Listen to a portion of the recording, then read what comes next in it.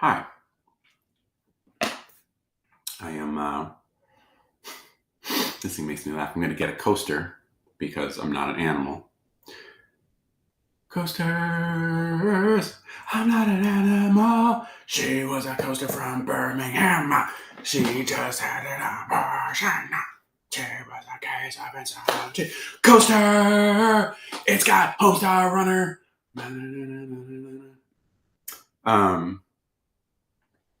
This moment brought to you by coasters. Um, yeah, this is a really old coaster. Yeah, but I use coasters because you ever see that episode of Curb Your Enthusiasm that was kind of like Larry was on some sort of kick about coasters and he would get really mad. And be like, do you respect wood? And I guess I respect wood. I don't know that. I mean, I try to. I'm cleaning my glasses. Boy, we had some disrespect of wood yesterday, thanks to the CNC machine. That's one thing that people. I'm not going to get on a CNC chair. I'm exhausted. One thing that people don't really or may not take into consideration when they're like, "Oh, you use a CNC. Oh, everything must be perfect." Yeah, are you high? Oh no, the machine can destroy things just like that, and sometimes it does. And it did yesterday. It's gonna make a bass neck. Remind me, maybe we'll talk about that. Sean, good morning to you. How are you? How is everything with you? How is everything around you? Do you have a Homestar Runner coaster like I do? As I mentioned very early on, this is quite old. Vintage. It's a vintage coaster. I collect vintage. I say vintage. Collect vintage coasters. Coaster. That's really hard for me to say right now.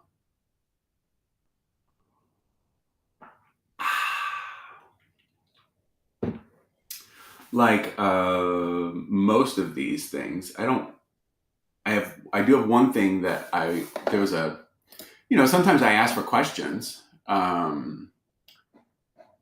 to talk about, and I really appreciate when people offer questions. Oh, Drew, it showed up. That's good. Drew got. God, am I shouting? I feel like I'm shouting. Drew got that seafoam green open pore satin 624T pale moon ebony bit of loveliness. I don't think have I posted pictures? I think, well, I did in my stories once. Well, okay. Well, Sean, if you're living the dream, then that's great. I have this vintage coaster just because I haven't thrown it out yet. I mean, it's not really. You can collect by lack of omission, can't you? Yeah. I probably have a strong bad one somewhere. Cool story. Aren't you glad you're watching? Anyway, Drew, I'm glad that guitar arrived safely. I'm glad that you dig it. Boy, that thing looks cool. The 624T is a model that I would think that by now, of all of the models that we offer, there might be the fewest amount of 624Ts. Yeah. And it's kind of, now I kind of wonder how many there are. And I can figure that out quickly because, well, maybe not quickly because it's taking a while for this to load. Kyle, it is Sully time, but it's also vintage Homestar Runner coaster time. And as I was telling the three other people that are watching, the wife was even impressed. That is a nice guitar. See, now that's really who I do this for. I do it for the ladies. I just want to make, if you can get someone that's not interested in the instrument, God, I'm going to sound, this, please know that I'm not being serious. I did this, I did this video where I answered somebody's question about why I don't focus a whole lot on Strat style builds. A lot of people said I came off really cocky, and it really wasn't my intent. But anyway, I'm really doing it for the lady. If you can get somebody that is not interested particularly in guitars, and they see one and they go, now that's I don't hate that. That's what I'm looking for. That's really what I'm looking for. So tell Mrs. Drew I said thank you, and I hope she has a lovely day. And I hope all of you have a lovely day. I mean, that's not going to... I looked way better yesterday. I went and saw LA Guns last night for fun. Because, like, why wouldn't you want to do something for fun? Trogdor Bernadette says Chris Lindsay. I know that I have somewhere. I have somewhere I have like this Homestar Runner. Like I've got like temporary tattoos. I remember I put a Trogdor one in a control cavity, in a trem cavity for a buddy of mine's. Gosh, it's probably the second 624. It's a red sparkle.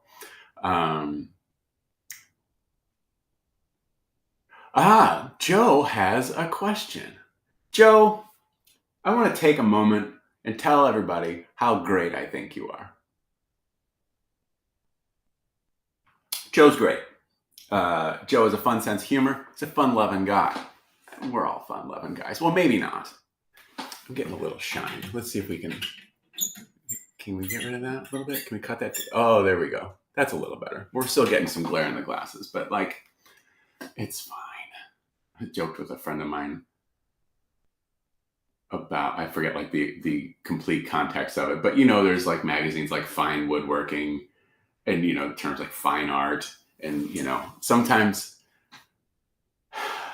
it's fine.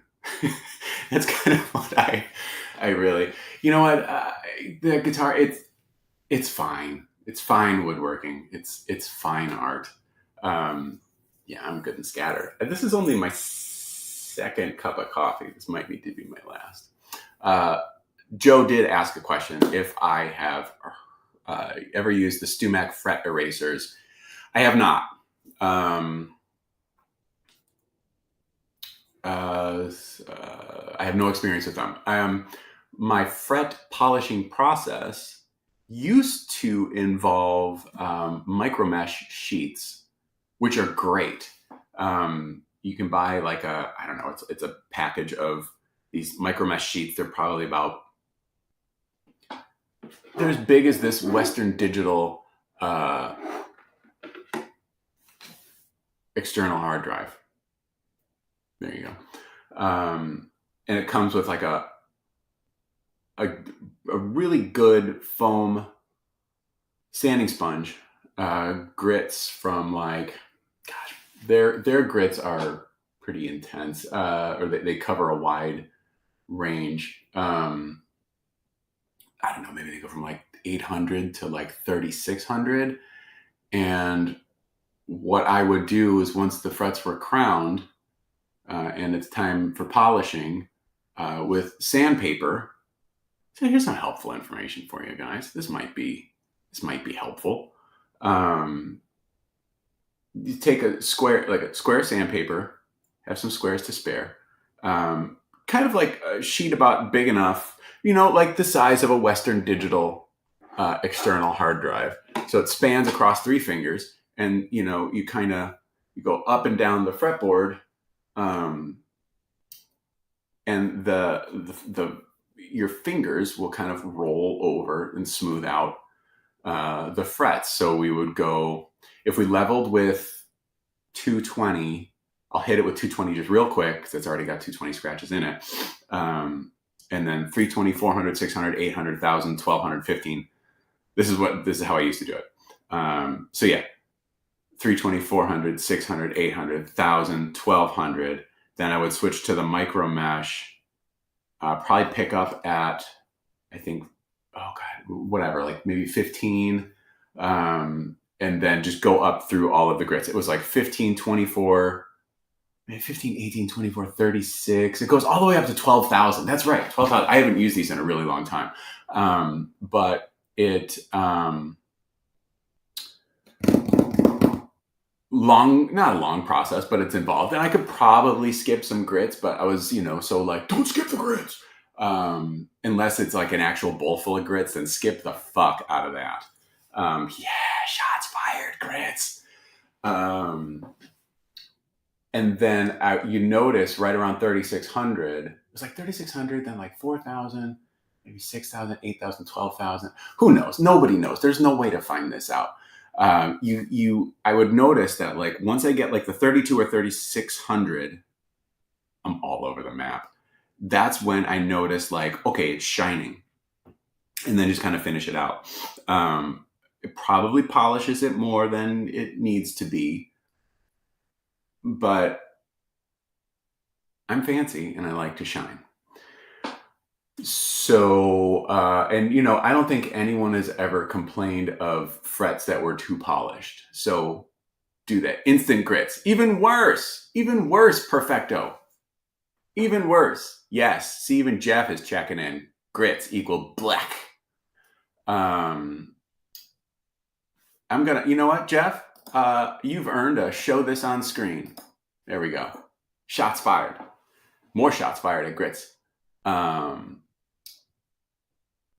So anyway, that's what I used to use. And then, Joe, what I do now is once we're in the fret polishing stage, probably about 400, 600, 800,000, 1,500, and then we switch to the Dremel with a wool polishing little disc, and then I use just like magwheel aluminum polish or whatever. Brand is Mother's, and I have that because that's what they had at AutoZone. Works great. Magic grits. It's like magic beans. They don't exist. Let's see. Oh, we've got all kinds of comments.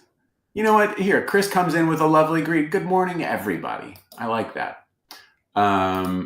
Sean, did I see the 2 questions I added to your post in the Facebook group? I didn't, Sean, but I will go and get those. Kyle, the more guitars I order, the more you're going to focus on Strat style builds, brother. What are you going to do? When I look at oh shit. Okay. Hang on. I'm going to stop here. I want to go back to Drew's 624T purchase.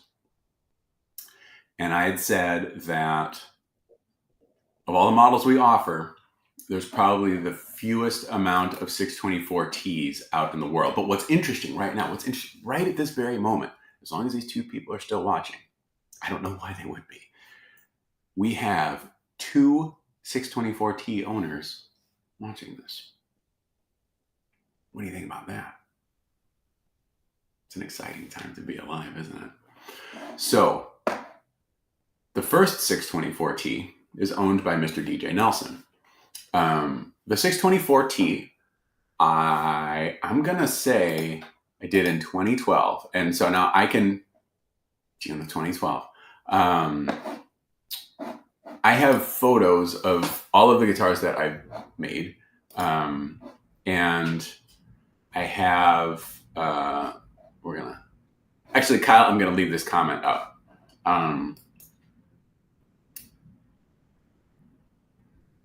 What was I going to say?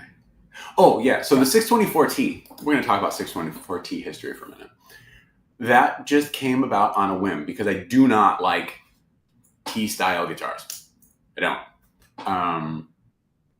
Look, there's a lot of things wrong with me. You can just add that to the list. I was having a conversation with my wonderful friend Mike Squires. He was on tour with Ugly Kid Joe in Europe, and he just got back, and he called me up yesterday, and he opens up the phone call with, I know you don't care about Van Halen, but have you ever listened to Fair Warning, like, critically? I'm like, no. Okay, so I said some things about Grits. Want to get into this? I hate Unchained. Hate that song. Cannot stand it. It makes me angry. The riff is, the opening riff is fine. It's great. Whatever. And none of this is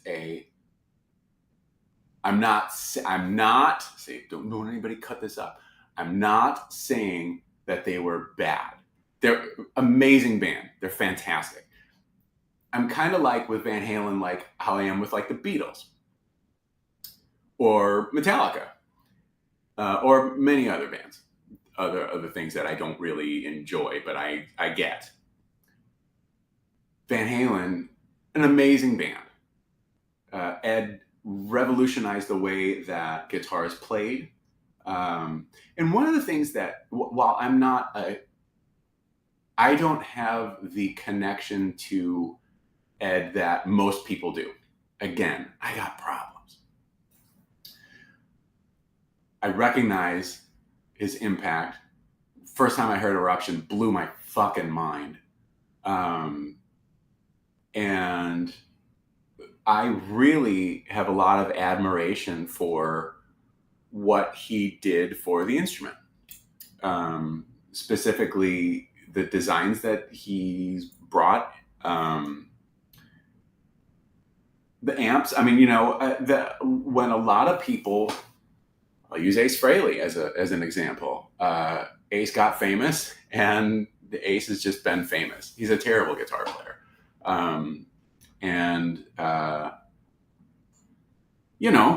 You could say has been kind of coasting since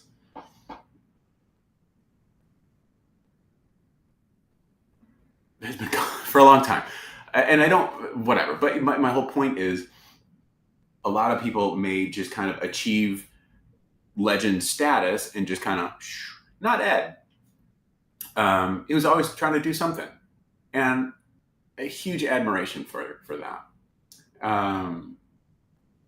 But like with the Beatles, I completely understand how many things, if not most pop music,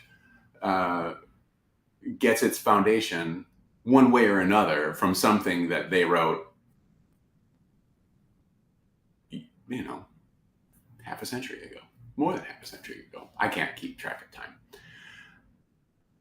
What was I talking about? Oh, so Unchained.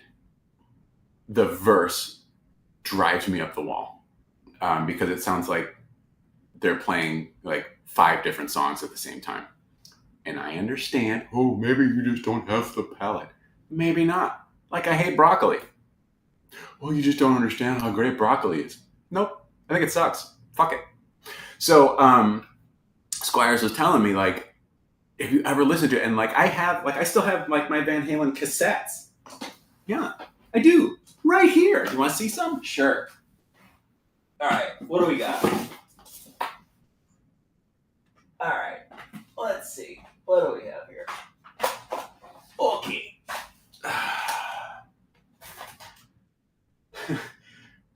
Okay, this is funny.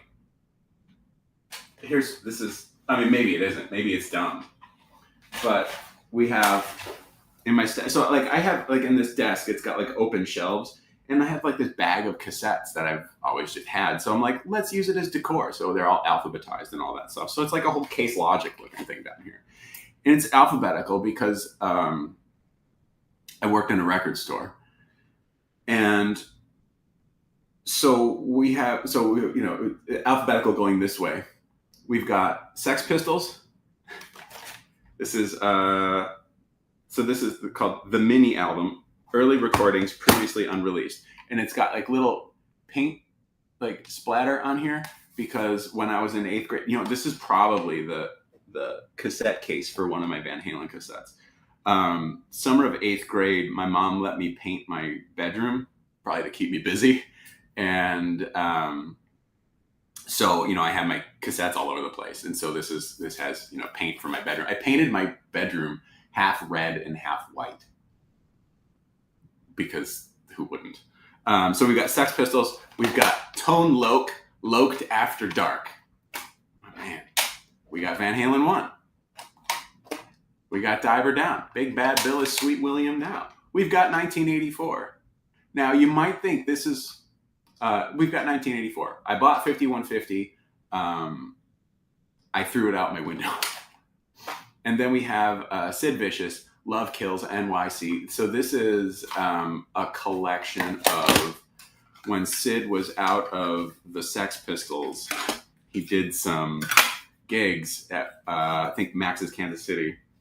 And so this is 8 songs from those shit show shows. Is there a copyright date on here? Let's look. No, this is an import cassette. Printed in Belgium. So we've got on the liner notes, do you feel anybody could play the part of Sid Vicious? Write us and tell us your views. At Monster, official Sid Vicious fan club in UK, box 127, Alaska Street, London, SE1. Maybe I should write them. And I'll just say Gary Oldman. Anybody see Sid and Nancy? I remember seeing it as a teen. I liked it. Anyway, so I've got some Van Halen. These are what I had. And I also had I had, not Fair Warning, I had Women, Children First as like a friend of mine taped it. And I liked it. I really did. We've also got more Sex Pistols. We've got some Rat. We've got Rox Gang. Rox Gang. That's deep. They were like a Florida glam band. Anyway, Rox Gang. Things you've never done before. Oh, see, that's funny. It's the case, but apparently I must have lost the original because this is a tape and it says Rox Gang Things Before because I didn't have enough room to write. Cool story, Sully. God, this is terrible. How did I get onto this? Squires asked me if I like that. I said no. If I listened to it, I said no. But then I did yesterday as I was driving into work. And he's like, because Squires' point was he thinks that, he's like, the bass playing on that is unreal. And there's some really strange things going on that are really cool. And he's like, I don't think Michael Anthony played it. What do you think? I'm like, I have no idea. And then he's like, oh man, you don't have that one? That's a really good one. And we're talking about it. And I'm like, no, I don't. And there's some of the songs, just from, living. But yeah, I'm like, he's like, you don't like Unchained? I'm like, no, I really don't. And so we're listening. I'm listening as I'm driving into the shop yesterday. And I'm like, okay, all right, buddy, I'm going to do this. I'm listening to the whole album. And I'm like, yeah. One of the things I think is interesting is how they recorded, like how everything was panned and stuff. And it just brilliant. And then, the other thing that struck me is, they sound really loose because they're so fucking locked in. It's so impressive. That was the thing that I really could hear was like, man. And then there's, a couple of songs on that record that, oh, okay, well, this one reminded me of, gosh, I wish I remembered the name of it. But it reminded me of Feel Your Love off of the first record. Had some of the song structure might have been kind of similar. It wasn't oh, let's rehash this riff. It was just kind of there's parts in the song where I could be like, just a little too far, and it would kind of fit into that section if you were to do a crazy mashup. And that was fine. And then there was a song on that kind of, I don't remember any of the names. I'm the worst. There was a song that was towards the end that kind of reminded me of, from a feel standpoint, gave me the vibe that we later heard on the Eat 'Em and Smile record in a song called Ladies' Night in Buffalo, which is real good. That was real good. Anyway, that's my cool, pointless story about that. So the whole point of the 624T is that I don't really care for those kinds of shapes. I don't remember why I decided I was going to make one. But I'm looking at the pictures of DJ's build right now, and you can see it. Like, I just had a sheet of MDF, and I put a 624 body on it, and I traced around it, and then I just rounded the little bit up top. And what is interesting, so like these pictures are dated June of 2012, when the Washburn Nelly came out. They did the exact same thing. And what's funny to me, maybe it's not funny, I don't know, something I noticed is that, like, I don't know that I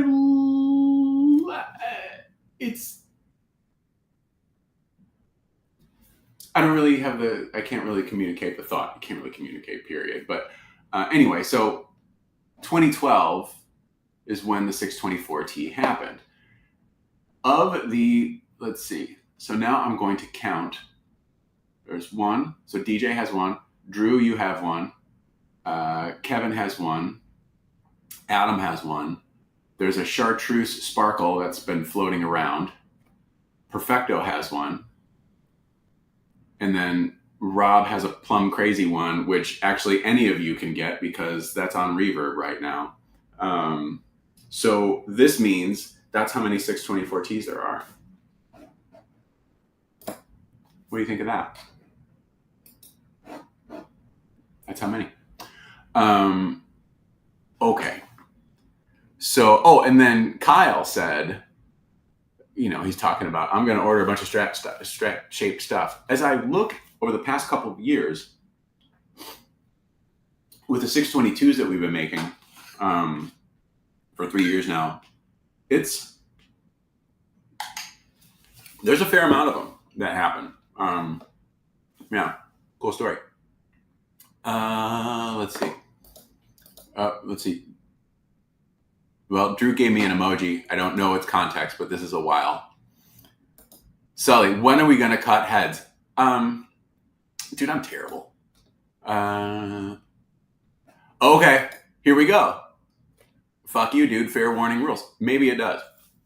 I'm not saying that it doesn't. Not at all. I just, it wasn't an album that I had. And when I listened to it, like, Mean Street's great. Holy crap. I mean, like, duh. But yeah, Unchained, that was right. I'm listening and I'm like, okay, there's the riff. And then when the verse happens, and again, I understand it's probably one of those things where, like, well, you're just not sophisticated enough to understand the complexities and how cool and how amazing it is that all of this is happening, but it's all not falling apart. Okay. It makes me angry. I had to stop. I took a screenshot of it. I'm like, this is where I'm out. And I meant to send it to him, but like, it would have been, I don't know, like 5 a.m. his time.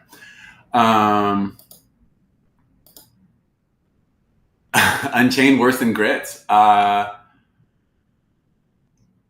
you know what? I'll say this. I don't want either. Our differences make us stronger, John. And we have many differences. Yes, we do. That's because I was an Ace Frehley freak. I think I don't know why what this is in context to, or maybe because I didn't appreciate Ed to the extent that many people do. I was always more of the Ace Frehley as a whole kind of freak. I mean, like, some of his solos, I mean, like, Ace looked cooler than anybody in the band, and let's face it, that's all I really care about. He had the best makeup, he had the coolest costumes, and his guitar smoked, and yeah. There are, like, Ace stays in my top 5 just because of sentimental reasons. Do I think he's a good guitar player? No. I mean, like, I've been better than Ace for a very long time. Chris says he peaked in 74. Maybe. Coasting since 74. I totally get the Beatles reference. Okay, all right. So there's more talk about that. I had that connection to Van Halen, but I can see how someone wouldn't. Okay, yep. True. I've always said that Unchained sounds like when you would drive through a parking lot at a stadium where your favorite band is playing and everyone has a card radio on. Yeah, I can't. Yeah. Okay. So people were kind of coming together in the. Yeah, I see how maybe we're kind of agreeing to. I think we're at the point of maybe acceptance. So thank you. I appreciate that. I love Hagar, but mad respect for you for not budging on that which you don't like. And Sammy Van Halen was fine. Obviously, they were hugely successful. I was that came out in 1986. So like I was 14 or 15. So, and all the whole like, oh, Sammy versus Dave and whatever, and like, let's face it, the genie pants and all of that, and like the little headphone mic and all of that, I'm like, did not look cool. So that's strike one. I bought 5150, even though the single "When Love Comes Walking In" had already come out. I'm like, oh, I hate that. Or maybe that wasn't even the song. What was the first single off that record? I don't know. Oh, Why Can't This Be Love? And I'm like, I don't like that at all. And like, I think Eat 'Em and Smile came out before. And I really liked that. Neither outfit looked cool to me, but I thought Eat 'Em and Smile was I enjoyed Eat 'Em and Smile way, way, way more. And so that's how Dave won me in the divorce. But like Skyscraper came out and I'm like, man, I don't care about this anymore.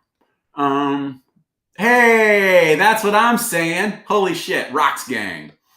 Let's see.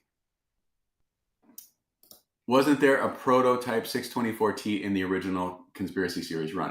Not part of the same run, but yeah, there's had two of them. And eventually a 624T baritone if you're up for it. Yeah, sure. I'm closer and closer to having like all of that.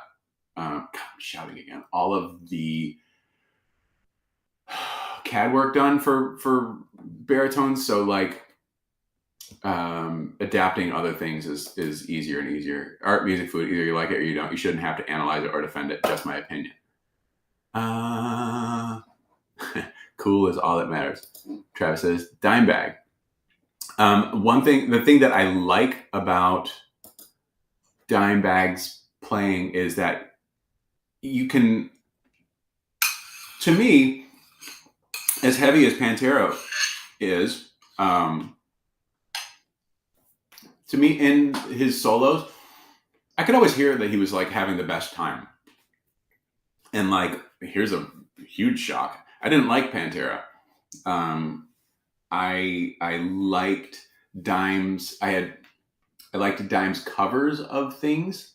We'll go back to Ace Frehley. There was an Ace tribute record called Spacewalk, and Dime and Vinny did a cover of Fractured Mirror, and it was great. And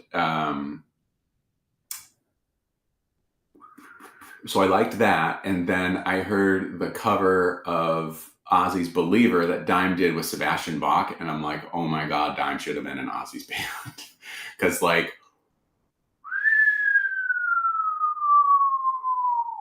that was good. If you haven't heard it, Sebastian Bach singing Believer is outstanding. And the guitar is perfect. And then eventually I'm not a real big like metal person. And so I had to kind of dip my toe into Pantera. I don't like Phil's voice or Phil at all. But I like Dime and Vinny. So I think probably because nobody's asking, my favorite Dime solo is probably the one on Domination. That's well done, sir. Let's see.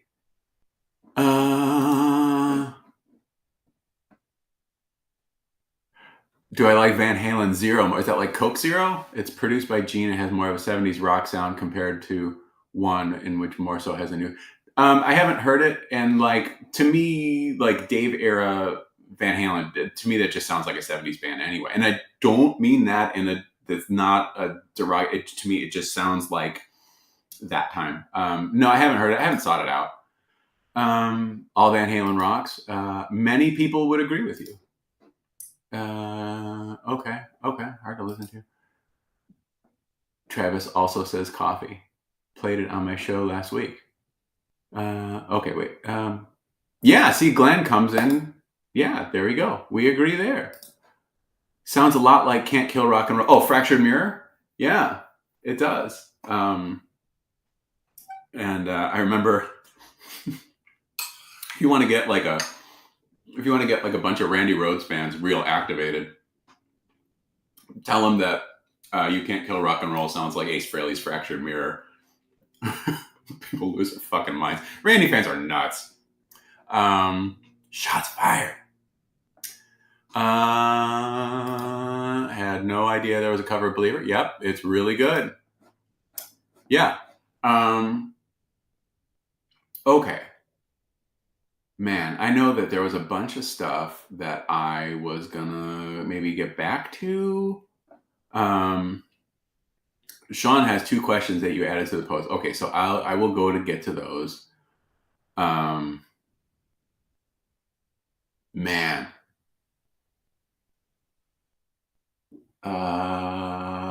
What else do I got? Yeah, let's get to some questions. Shall we?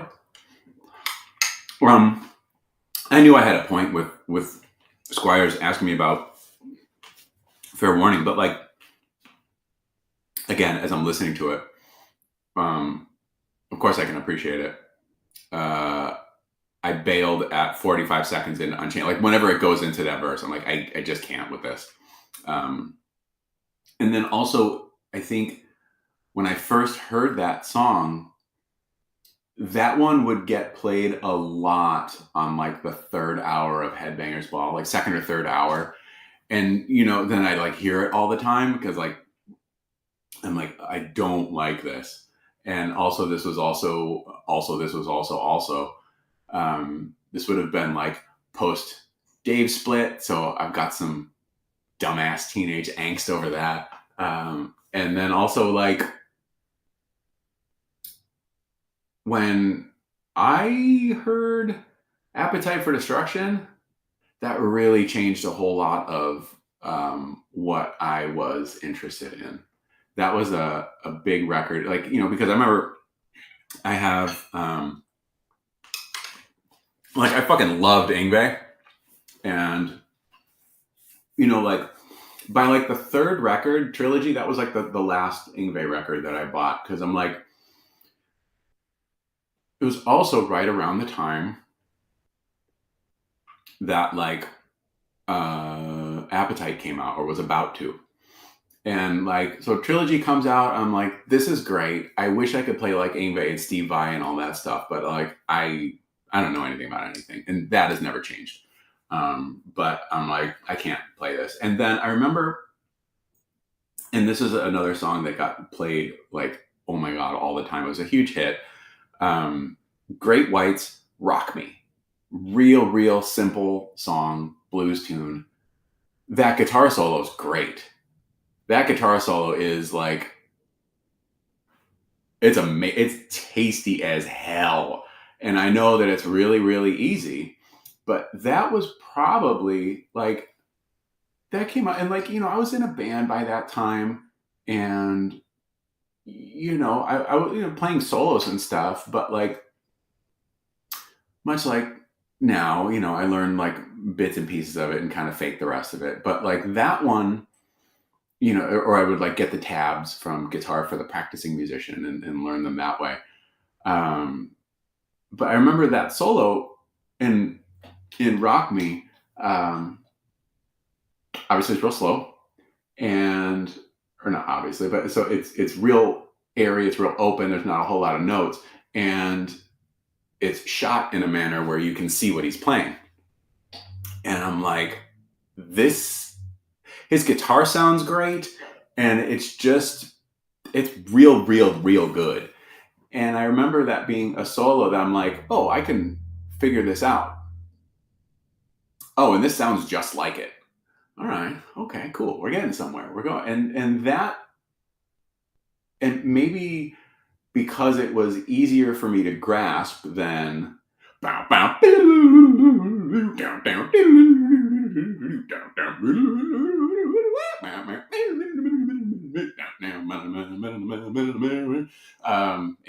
I think that's Far Beyond the Sun. And so yeah, Rock Me rules despite somehow being like 7 minutes long. Yes, totally. But so that was one of those things where it's like, I can grasp onto this. It's cool. And so let's move on. And then Appetite hit around the same time. And then like, I remember I just like blew my voice out. I still have absolute vocal damage from learning how to sing like that, but I did. And then that set me into like the band that I was in at the time. So I would have been 15, 16. I'm probably about 16 by then. The band I was in, the singer was like an Aerosmith freak. And then so I went deep on Aerosmith and pretty much never returned. I don't really remember what got me here to this point. Let's see. Yes, Mark Kendall shout out. Dave Menichetti from Y&T. Yeah, I had the whatever album that was. Was it Contagious? I had that record. Going to see Yngwie in a couple weeks. Same though. Trilogy was the end of the road for me. Yeah, me too. It was just too many songs about dragons. Yeah, that's also another dumb quirk of mine. I just dragons. I can't. I'm not gonna. I could say more. That would be more shots fired stuff, but I've given you enough. Grits, Unchained. What about so that guy that does this mashups on YouTube? They're like really, really good. What if? Oh, so there is one. Kyle sent it to me. It's a mashup of Jay Giles' band Freeze Frame and Detroit Rock City. It's great. It's great. Go find it. It's on YouTube. And one of the things that I like so much about it in the video, a lot of the Kiss footage they're using is like non-makeup era, and and it's stuff from the Animalize MTV concert, and man, that concert was like that one on MTV. That was another one that was like, oh man, this rules. What else? Oh, so what I think would be a fun mashup is if you took Unchained Melody, the Righteous Brothers, with Unchained. It couldn't sound any worse. Yeah, I said it. Are we here right now because Squires asked for a 622T right now? No, I'm sorry. Dave is here to steer us back, just to get us out of this shithole of a ditch that I drove us into. So thank you, Dave.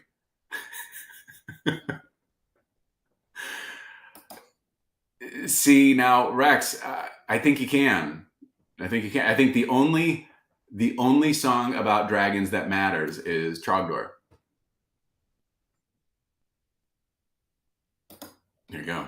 Oh, I don't seem to be talking much about George Lynch. Oh man, I'm gonna make a lot of other people mad. I liked Dokken, but like much so. Like the first few Dokken albums, but again, this whole 86, 87 Appetite shift really shifted me away from a lot of that stuff. I recently listened to the Tooth and Nail record. Still really like that one. That's a real good record. I think George is a great guitar player. I don't care for his phrasing. There you go. Again, I understand. I get why people like him. Some of his phrasing after a while, it just doesn't work for me. Here we go. So Dave got us out of the ditch. Glenn, you're pulling me out of the ditch. Jake rules. Just the answer is Jake. The question, who do you think? Jake. This is Jake. Jake is in my top 5. Jake is definitely in my top 5.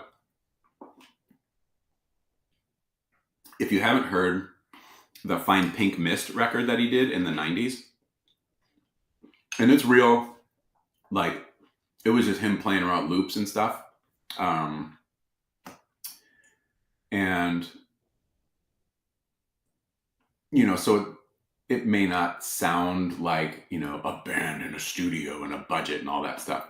But when I say that, it's not to say that it sounds bad. But this, at the time, I remember him saying this, it was just playing around with like Fruity Loops and stuff. A Fine Pink Mist is real good. I think my favorite song on there is Atomic Holiday, because it's kind of like, it's got a really cool feel to it. It's got some fun like voiceover that I think is Jake. And it's kind of like 60s space age. This is the, you know, the kitchen of the future type of thing. It's great. Atomic Holiday is really good. Let's see. High Wire, baby. Yep. David, I like you too. Thank you. Fucking love Jake. I found a clip the other day I need to send to you. Please do. Jakey Lee. Yeah, Pink Mist. Fine Pink Mist. I'm sure the clips are probably on YouTube. The album, I would imagine, is out of print, but it might not be. I think it was one of those that was like import only kind of things. And then like, I remember on Jake's website in the early 2000s, there was a forum, and sometimes he would post in there, and there were some little snippets of music that he would release on there, and I still have them. And one riff turned into a song on the Red Dragon Cartel first record that was released as a B-side on the Japan version. But I have like this little 45-second thing of it, and it's a bop. I don't think kids say that anymore. Oh, Glenn. Wow. Oh, next controversy in chat. Zach. I only like his playing when he was shaved, but that small window of time is so glorious. It lands him as... See, it doesn't land Zach. No. You see, you had me until the last.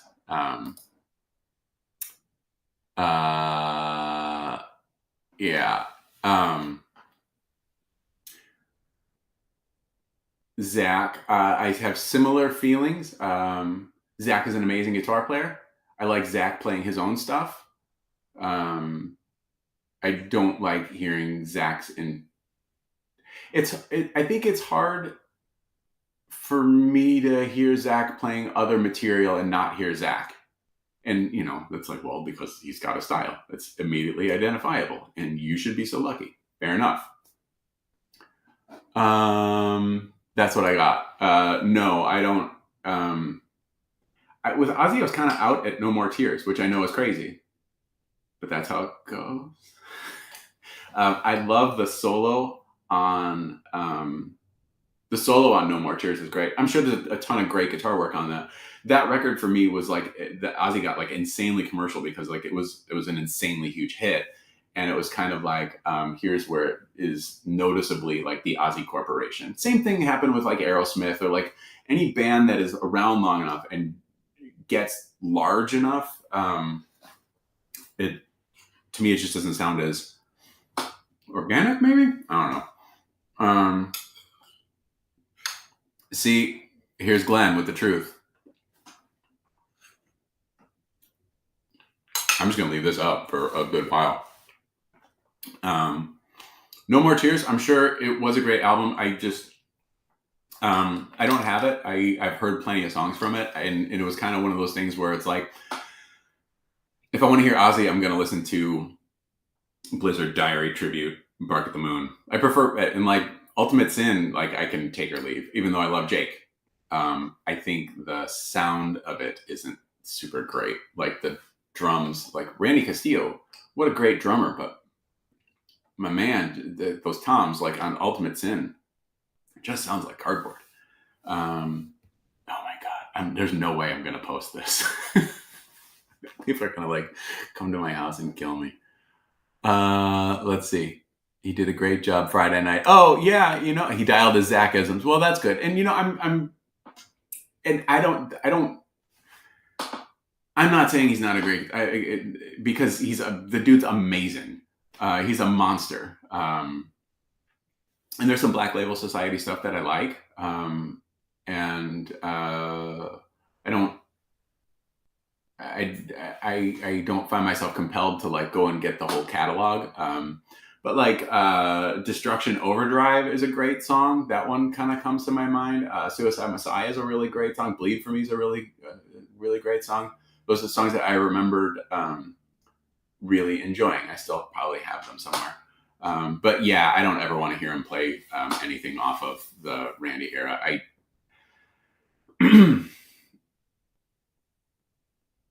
don't enjoy it.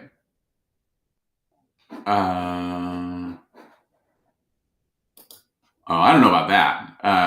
Zach seems like a very grounded dude.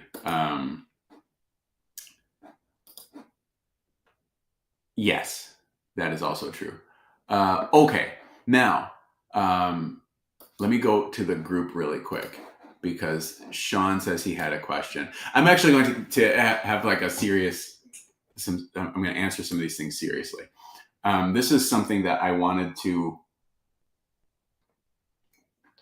That I meant to answer. It's been, oh God, it's probably been months. But this is like the whole like, well, whatever. I'll just read this question. Let me explain the origin of this question. I knew a master longbow builder. I think there's a real title. Can't remember. Can't be bothered to look it up. LOL, who told him that as a general rule of thumb, he wouldn't call himself a master builder until he had seen or made 5 mistakes to learn from. Kind of specific and weird, but the dude carved bows, kind of a niche thing.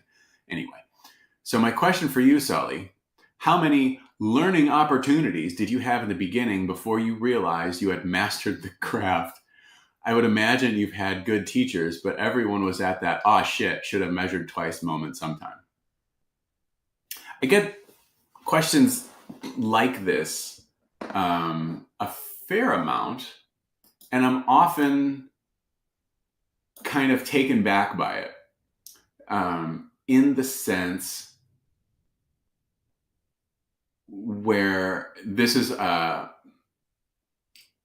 like an imposter syndrome kind of thing, but I'm like, wait a minute, not everybody makes mistakes all the time? Fuck. Oh, I better shut this down. The whole like master builder thing, I don't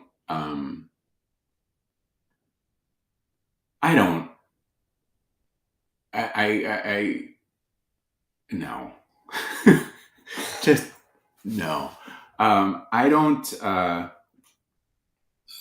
consider myself that. I mean, trust me, I've got way too much fucking self-loathing to ever really, truly consider myself that. That's a great sound. And the whole, like, have I ever made something that, I mean, yeah, some guitars just go together. There's always, oh, we're going to end in 5 minutes. Oh, what a shit show this one was. I don't think there's ever a time when I will feel like I've arrived and I am a You know, that's the best answer I got. Yes, just like the shipping boxes say, fragile, not just emotionally.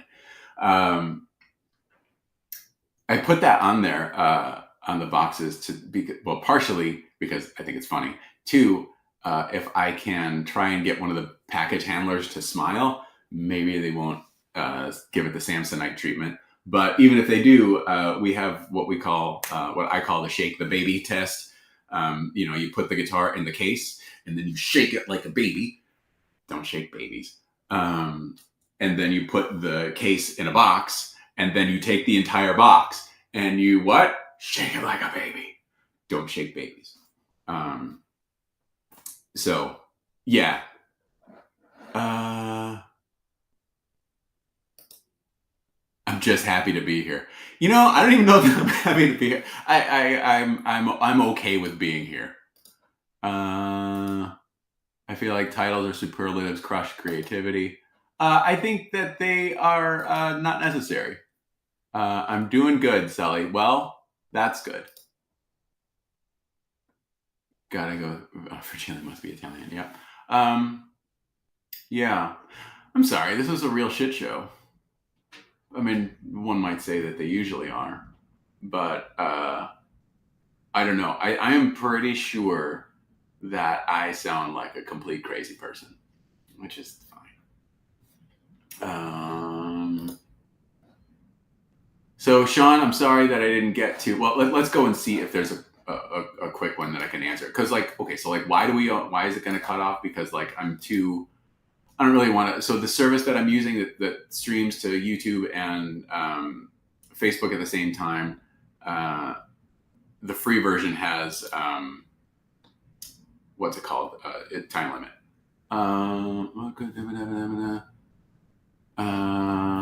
Let's see. Sean, I don't know. Oh wait, here we go. If it's that same thread, I'm on that thread right now. Let me see. I'm going to go to most recent. 2 more questions. With the current run, will it be an option to sully them before they ship with U.S. pickups? Like, could my Concorde 22 get a fancy magnet swap? Yes. Yes, you can. You mentioned some kind of inanimate carbon rod going into a test neck. Are carbon fiber rods going to be a new thing, even if it's only on request? Or is that looking like a one-off? I'm selfishly wondering if any of my current builds might get blessed with a rod, or it's possibly on the table for a future build. These are 2 good questions. One that I've already answered. When the guitars are ready to ship to